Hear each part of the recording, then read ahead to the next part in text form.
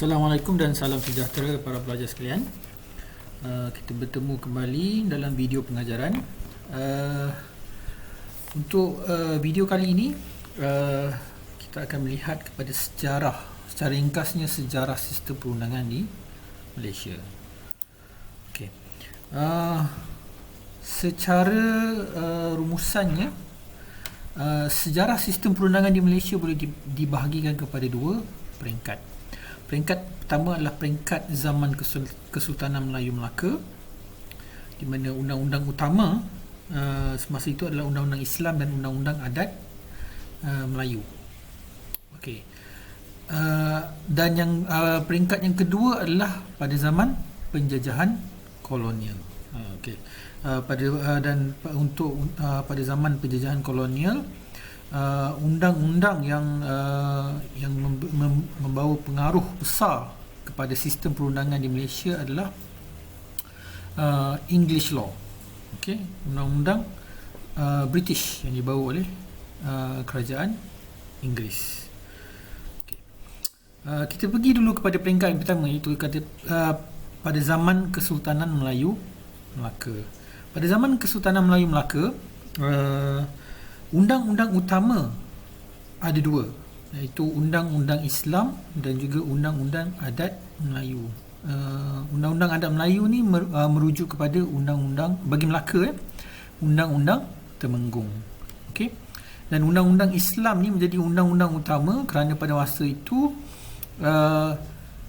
Sultan Melaka itu disebabkan oleh pengaruh daripada saudagar Islam, daripada ada banyak teori daripada ada yang daripada Gujarat, ada yang daripada Cina, ada yang kata daripada Arab, membawa Islam, menyebarkan Islam, dan Sultan telah memeluk agama Islam dan menjadikan Islam sebagai agama rasmi Melaka, dan pada masa yang sama telah implement undang-undang Islam ke seluruh Melaka.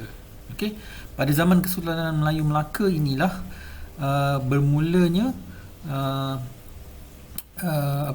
pengaruh undang-undang Islam ke seluruh kepada tanah Melayu pada zaman tu, dan dicampur dengan adat Melayu. Okey, adat Melayu ni merujuk kepada adat yang pada masa tu boleh diterima ataupun tidak bercanggahan dengan tidak bercanggahan dengan Islam. Okey, adat yang tidak bercanggahan, adat Melayu yang tidak bercanggahan dengan Islam diteruskan penggunaannya. Sebab itulah pada zaman Kesultanan Melayu Melaka, undang-undang utama pada masa itu adalah undang-undang Islam dan undang-undang adat Melayu. Pada zaman tu terdapat dua undang-undang rasmi yang telah dikeluarkan atau terpakai kepada seluruh Melaka, iaitu Kanun Melaka dan juga Undang-Undang Laut Melaka. Kanun Melaka ni adalah undang-undang yang terpakai kepada bahagian darat, di bahagian darat Melaka, dan Undang-Undang Laut Melaka ni terpakai kepada laut di persekitaran Melaka. Seterusnya inilah secara ringkasnya itu sejarah sistem perundangan Malaysia pada zaman Kesultanan Melayu Melaka. Bermakna pada zaman Kesultanan Melayu Melaka, undang-undang law of the land in tanah Melayu pada sekarang kita refer kepada Malaysia adalah undang-undang Islamic law and juga custom. Itu sebab kalau para pelajar ingat dan rujuk kepada kursus SEUM 101, di mana bila kita sebut kita merujuk kepada sumber undang-undang di Malaysia, Islamic law and custom menjadi sumber undang-undang. Okey, ini adalah salah satu sebab. Okey, dan yang seterusnya kita pergi kepada zaman peringkat kedua, iaitu bagi sejarah perundangan Malaysia, sistem perundangan di Malaysia, iaitu pada zaman penjajahan kolonial. Bermula dengan Portugis, kemudian Belanda, dan akhir sekali Inggeris. Daripada segi undang-undang penjajahan Inggeris membawa kesan yang sangat besar kepada sistem perundangan di Malaysia. kerana kerajaan Inggeris apabila mereka mula menjajah tanah Melayu, terutamanya di Strait Settlements, negeri-negeri selat, iaitu di Pulau Pinang, Melaka dan juga Singapura, mereka telah mengimplement English law. Di situlah bermulanya kemasukan English law ke tanah Melayu, yang akhirnya memberi kesan yang mendalam kepada sejarah perundangan, sistem perundangan di Malaysia.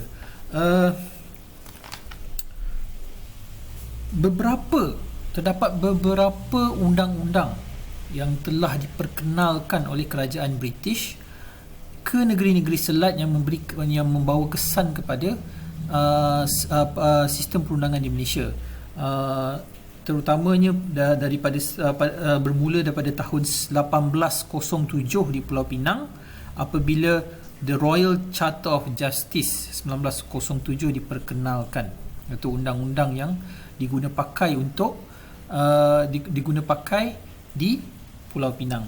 Dan kemudian pada tahun 1826 di mana Charter of Justice telah diperkenalkan, di mana undang-undang Inggeris telah officially being implemented in Singapore dan juga Melaka. Okay? Dan kemudian pada tahun 1855 satu perubahan telah dibuat, di mana telah diperkenalkan the Third Charter of Justice, di mana ketiga-tiga negeri selat, iaitu di Pulau Pinang, di Melaka dan di Singapura, telah diselaraskan, menggunakan undang-undang Inggeris melalui the Third Charter of Justice. Bermula daripada situlah kemudian pengaruh